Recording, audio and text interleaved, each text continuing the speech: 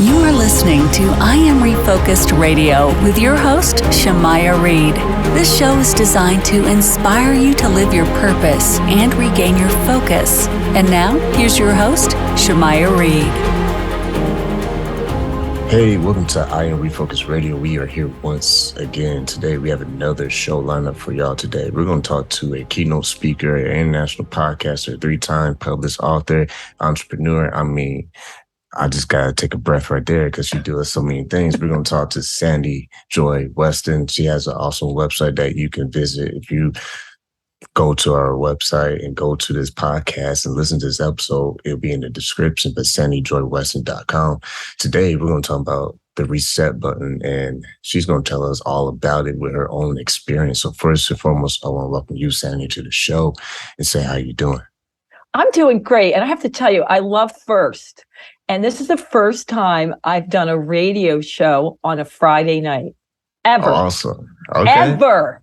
Well, I appreciate you giving us the honors, man, to join the family of I'm Refocused, man. So when it comes to you and everything that you're all about in today's time, take us back a little bit. Tell the audience a little bit about yourself and that reset button. So, Shamai, right now everybody's talking about, you need to take a break, take a step back, reset. And I thought about it and I said, wow, I've been doing that my entire life, but didn't know what I was doing. I've been doing it since I was a kid to escape the reality I was in. I just didn't know what to call it. It just worked and it got me out of all the craziness. So the more and more I thought about it in the last few years, actually, I wrote a book called Train Your Head and Your Body Will Follow. And it was all about how you just take a minute to 3 minutes to get in that positive headset. And my whole idea was to get people to journal. It was a starting point. Start your morning that way, take a minute to 3 minutes. And I was so pumped. I was so psyched. It was a great guidebook. And it was like 2 days before Christmas. And the publisher calls me and says, Sandy, you're 70,000 words short. I go, what? I go, this is a guidebook. This is not a novel. She's like, well, that's what the contract says. And I didn't know what to do. And then I thought about it. My entire life, Shemaya, everyone thought I came from a pippy skippy, well-adjusted family. They must have had money. How else would she get where she is? And it's not like I wouldn't have told them, but people really didn't ask. They just assumed. So for the first time ever, I put just this little bit in such a light-hearted way about my life. And it was what impacted everyone the most. It was what made them sit up and say, well, maybe we should listen to her. Not to mention my friends and family are like, what the heck? How do we not even know this about you? And I said, you know what? Part of it is you didn't ask, but I think the other part was I didn't want to be judged. I didn't want to be looked at differently, if I'm going to really be honest. I didn't want people to feel sorry for me, feel bad for me, whatever it is, get the side glances. But now where I am, years later, I felt I could tell my story in a powerful way that would impact others. And I didn't care about the side glances because you're going to get them. So I'm going to just take you back a little bit. I grew up in the projects, humble beginning, like it wasn't tough enough. But my mom, God rest her soul, she battled many mental health issues, many demons. And being poor, you're not put in the greatest clinics. So about 50% of her life, she was in mental institutions that we had to visit. Ugh. And trust me, they were not good ones. So I knew at a very young age, I had to come up with a plan. My brother, I don't blame him. He got stoned most of the time. Okay, that's how he escaped. And plus he sold it and it did put food on the table. So let's give him props. And he's doing great now. My dad, he left the house a lot. Many nights he slept in a laundromat because we didn't have a car because he couldn't take it. And that's a good plan, except for there's little old me.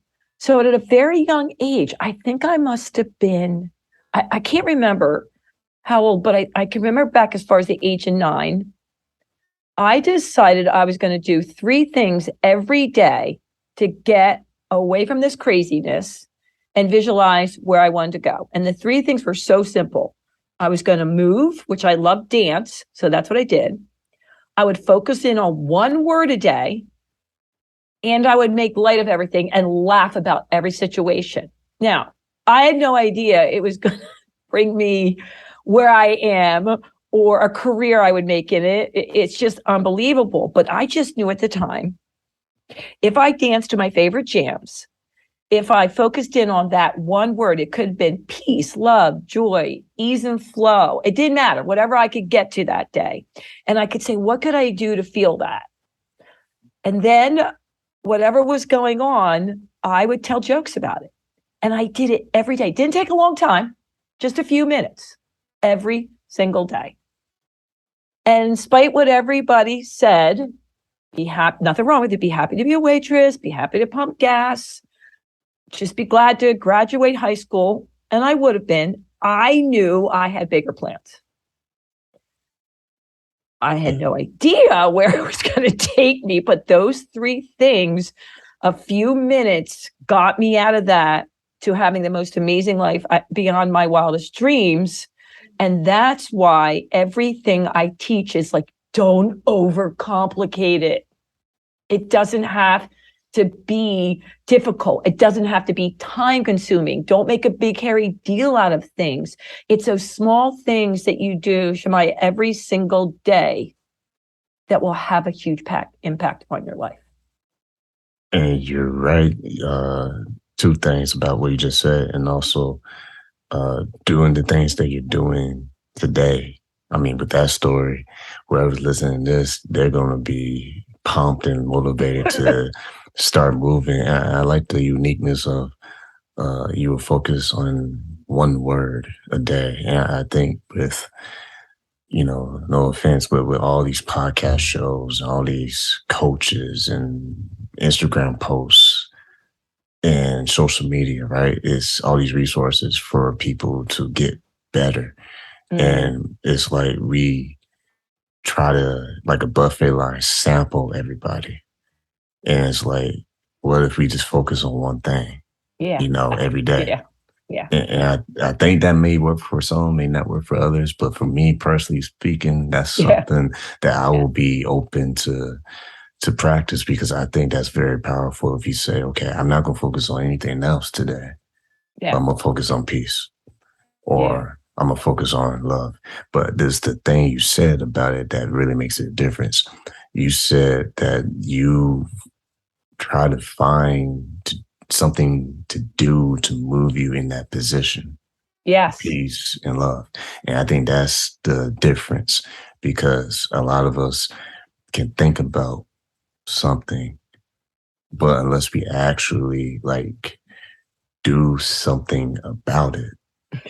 Yes. It's like watching the paint dry. It doesn't really improve.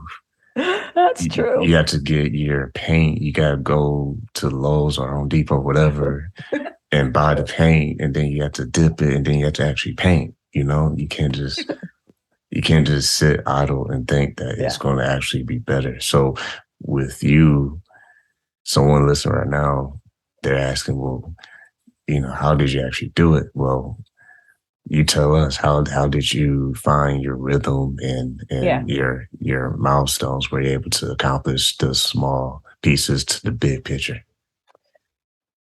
So for me, I just came out of the womb thinking there's something bigger than me. I knew there was energy force, higher power, something out there was looking out for me. So that was reassuring that even if someone didn't approve of me, even someone is going completely wackadoo, and I didn't have that secure, loving family, I was like, no problem. I got the universe loving me. I have unconditional love. And guess what? It's not judging me. I don't know why, Shemai, I believed that, but I believed I'm loved, not because I'm loved no matter what. And coming from where I came, no one expected anything. So I didn't have those pressures on me either. So, hey, I could try anything. It didn't work. I'll try it again. So that was a very comforting feeling. And I knew the more that I moved, focused on a word, and laughed a lot, it would help me come back to me, attached to my heart, which was peace, love, and joy. And innately, what I believe we are made of: peace, love, and joy. So what I spent years studying, because I thought, well, maybe that's just me. I don't know if it can be taught. So I spent years studying people that also I felt exuded pure joy, no matter what they did in life. And I met with powers to be, I call them, like neuroscientists, psychologists, sports psychologists, gurus, nutritionists, exercise physiologists, because I also wanted to put some science to it. And it took me like 6 years. So like this little book took 6 years. All my guidebooks took 6 years because I wanted to do the research. And this is what I found. Here's the secret sauce that everyone could do. Every single person I studied, no matter what walk of life, they all started their day in a way for them that put them in a positive, powerful headset. It didn't matter if it was working out, meditating, petting their dog, making muffins, playing the violin, making lists, writing, all different. So don't get wrapped in, we have to do this the same way, baloney. They did what worked for them. So then I thought, okay, and it did matter. Some put a few minutes into it, some put a few hours. So I wanted to create something that would get people in that mindset. How do you start your day? For just a few minutes. Don't give me any excuses. You have extra time. So this is what you do before, and it would be mind-blowing if people just did this for 30 days. Before your feet hit the floor, you get up in the morning, sense how you're feeling. You got to tune in, be really honest with how you're feeling, and then think of a word that you want to embody. So if you're feeling pretty down, you don't want to be like, I'm going to just be filled with joy, because maybe you just want to go ease and flow or calm, Think of a word of what you want to embody and just sit there for 30 seconds and say, throughout the day, I'm going to focus on this word and what I can do to make me feel that way. Pure joy, power. Maybe you're having some great meetings and you're scared, want to feel powerful, or a presentation. Get up in the morning, write it down. I mean, there's lots of things you could do, but I want to just keep it basic. Focus in on that word, put it somewhere, change the word up every day. It doesn't matter. And then throughout the day, check in with yourself every hour. Get up, stretch around, and say, how am I feeling? Am I really feeling ease and flow? If not, what could I do to feel ease and flow? Maybe it's just walking outside and looking at a tree, moving around. I do dance resets, but you could do anything. Write in a book, call a friend. What could you do to get back to that word? For me this month, I am using 2 words because I'm doing something different with my business. So I look at it, I want it to bring me financial freedom and pure joy. So before I do anything, accept the podcast, do that deal, get on a call. Is it going to bring me pure joy and financial freedom? I swear to God, there's so many things I say no to because of that. You know what I mean? I just focus in on that word. And it will be mind-blowing just doing that, like that little thing, how it could change the whole way you show up in the world. So I just started doing this new keynote, and the big idea is life doesn't happen to you, you happen to life. And I say to everybody, you get to choose, no matter what's going on out there, how you're going to show up in the world. You get to choose. So for me, it might, like I said, whatever I'm going into, I'm going to walk out that door with pure joy. I'm going to walk out that door with peace. I'm going to show up with it. Now you're going to get banged a lot. Nothing's, this is not perfect, but you'll come back and go, whoa, like that wasn't that. What can I do to get back there? Somebody just said, oh, I'm going to my in-laws family reunion and they always, bring me down. So then take more time feeling calm. and then walk away maybe when you're there. Go out on the porch, do whatever you can, to bring back that calm, or don't go. You don't have to go. Yeah, I had a funny joke in my head when you was talking about that, because it's like if the stove is hot, take your hand off, because if you keep it on, it's going to be painful. So might as well take it off, Yeah. I mean, I know that's very general, but it's like, hey, it's kind of cut and dry. Everything I teach is so like easy and not complicated. It's just how to reconnect with you. Do you really want that? Or are you doing it because, you feel the pressure of your family or friends or social media? But trust me, if you did these small little things every day, it makes a huge difference. It's just like you don't weed your garden for a while. It's going to take forever. But if you pick the weeds every little day. So I don't care what system they have, what coach they're using, what therapist they're using. It's all the same, right? It's all about how are you going to reconnect to you? Everybody does anything in life because they want to feel better, right? Why do it? See, I just got another visual because I'm a visual person. Yeah, me too. And I really see, like, if you look at life, it's almost like a garden. And I'm going to steal a lot of like old school wisdom from people from back in the day. But the point is, you always hear people talk about how you attend to your garden and how you take care of it. You see the results by what you see. Well, I see that with life too. Like, yeah, life can be a mess sometimes, but if the garden's a mess, what do? You don't just stare at it. You say, okay, you could, but it won't, it won't get you anywhere, right? Won't help anything grow or, look better. So my point is, we can fix the garden by finding how we can get it better. And that's through someone that can show you some things or whatever. The point is, you are learning and then you're doing. Yeah. And I think the more you learn and then you do what you just learned, it's like passing grades. You start gaining, all these skill sets. And I think we are like I said earlier in the show, we're so caught up trying to be this and that and this and that. I'm an expert at this. I'm an expert at that. I just listen to so-and-so talk about marketing. I just listen to so-and-so. I just bought my tickets to this conference. But it's like, and because you can read every single book in the world. You can get on every single podcast show. You can get on every single interview. But, and like it starts and ends with the person. And I think the less we can stop worrying about, and I know I'm going to get people mad because everyone say, don't listen to that guy. But who cares? I'm going to be original me. In my opinion, I think the less we worry about the dollar sign and the more we worry about the legacy, I think you will live a much better life. Yeah. Dollar signs are important because we all got to pay our bills. So don't twist that. I ain't saying be broke and don't ask for money. I'm not saying that. No, I know.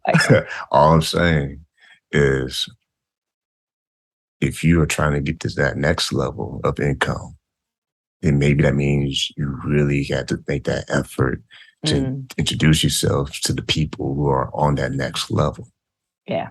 So that they can show you some of the secret sauce of maybe some better sales pitches that you have no idea how to pitch because you never been there. You never experienced, the level that maybe your next mentor is going to be. But my point is, like, everything that you said, going right back to the beginning of the show, when you talk about your beginning in your life and the projects,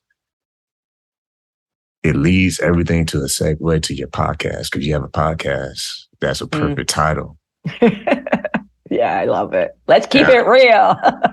See, I do that alley-oop and you dunked it. So that's what it's all about. I think the more you keep it real with yourself, the more opportunities you get. Like, I'm not going to take anything from you because you're the guest.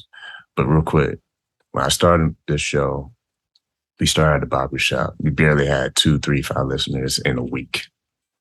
It was embarrassing for me personally. For other people, they thought it was amazing. It's like, wow, you're at a barbershop doing this. Like, I don't even have a microphone. And it's funny how we can compare ourselves to every single person, but we neglect the people who do cheer us on. But we try to look at it as a small accomplishment. I think every accomplishment is a accomplishment. We try to knock it sometimes. And if we're not careful, we never grow because we're always looking for that home run versus just hit the baseball. Yeah. Well, it's funny you're talking about money because I was just at a reunion of people we hadn't seen in 30 years. And we were talking about business, and I sold my health clubs. I didn't know about COVID, but I sold them in 2019. And they're like, well, what do you care, Weston? You don't care about money. I'm like, okay, wait a minute. It's not that I didn't care about money. It just wasn't what drove me. You know what I mean? Like, I want to be successful. I want to support my family. I want to make sure everyone's like, that's why I call it financial freedom. But I want to feel the passion within me and that I'm serving myself and others. And so the biggest thing that I spend time teaching everyone is to take a step back every single day to tune into what's going on with you so that you can move forward. And if you do that, it's not going to come from fear-based. It'll come from love-based, and the opportunities and the people that will come to you will be freaking magical. Whatever marketing, whatever. When I was out with a bunch of friends, they're like, Cindy, you got to do this now. And you got to do this. And I said, this is what I hear. Wah, wah, wah. Wah. Now leave me. But I mean, it's just too much. It's not me. It didn't get me where I am today. So everyone has a different path. And to make it super clear for people out there, because like I said, we live in an atmosphere, like if you dare to call yourself an entrepreneur, you're going to have all these people saying, well, how much money are you making? You know, you have 3 million, you have 30 million, you have 300 million. You know, it's so ridiculous in my opinion. And the reason why I say that is because I've interviewed some bright minds like yourself. And the common thread I get from people is that, okay, the late Kobe Bryant, he didn't become wealthy because he shot one basket or he dunked one time. He was wealthy because of his work ethic. He was in the gym all the time. He was always grinding. So success can always be seen by what a person has done. Yeah. And I feel like that should always be the forefront of any conversation of someone, quote unquote, talking about massive money. Because, hey, I'll stay in my lane. I'm not no financial advisor, so don't take my word and take it black and white. You need to play with colors and see what works with your lifestyle. Yeah. But my point is, don't forget the power of what you can do with your gift and talents, so that when your legacy is cemented in history, dollar signs ain't going to buy you time. No. You ain't gonna take it when you go to the grave. So my point is that what I heard from what you said in the beginning of the show, and forgive me, but the most important thing I heard from you is the projects, because I feel like when we are real with where we've been, and we can truly understand where we're going. Yeah. And I think a lot of people are stuck because they don't appreciate the small, humble beginnings, because they neglect the rare, raw value that is in the small details of their life. And if people can stop being embarrassed about where they came from and where they started, I believe hidden in that early beginning is like the vanishing point of all the major success they ever had. It all came from something. Absolutely. Absolutely. By the way, I'm excited about, I would love to hear more of your story. I'm like, no, make it about you, because I love that you were in a barbershop. I'm like, oh my God, that must have been awesome. It was noisy, but it was real.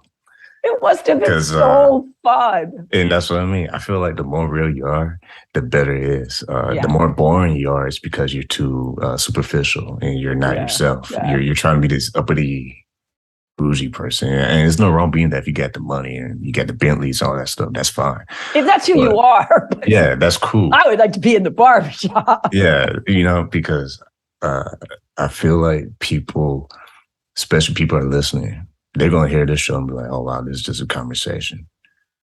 And that's the way it should be. Even with people who do podcast shows, it's like Netflix. It's so many movies to watch. There's so many things to check out. But for you to separate yourself from the other person doing the show is your voice. Yeah. And I feel like the more people use their voice, not just vocally, but as their fingerprint of who they are and who they are as a human being, that's what people connect to, because that's why they listen. They listen for good information, for the latest tips, for the, the backstory, how did Sandy really do it? Yeah. I don't want to hear about the awards, but how did she actually get that award? Yeah. So, man, I know I rambled, but no, you did. No, you're not. No, I love talking to you. I'm like, I want to bring you on my show so I can hear everything. I love it. But for doing justice for the audience, you got like a minute left. Tell the audience how they can support what you do and the resources that you provide and how they can keep in touch. Thank you, Shemaya. This was so fun. Everything is on my website, sandyjoyweston.com. I am on every single platform, but it's the same thing. Sandy Joy Weston. You can find me everywhere.